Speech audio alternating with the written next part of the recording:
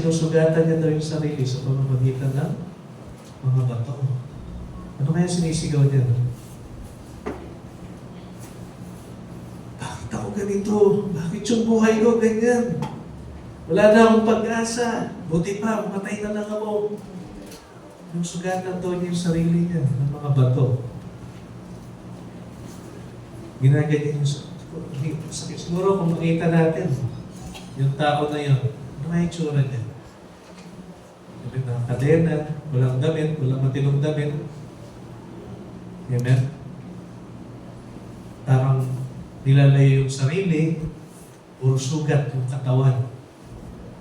Siguro naglalaslas na siya. Diba? Para lang matapos na yung paghihirap niya. Ganon. Amen. Tingnan mo yung katabi mo. Huwag yung tingnan ng masama yung katabi mo.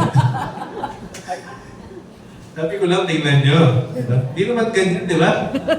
Praise God! Meron ba dito? Tingnan yung katabi nyo. May nakakadena ba? Meron bang may bakal sa paa? Meron mga sugatan? Sugat-sugat? Meron ba? Hindi? So kung hindi, praise God! Amen. Amen. Pero yung tao to, nakita niyo yung bigat, di ba? Yung demon possessed na sumalubong kay Jesus, ganyan daw yung description sa kanya. Grabe yung buhay.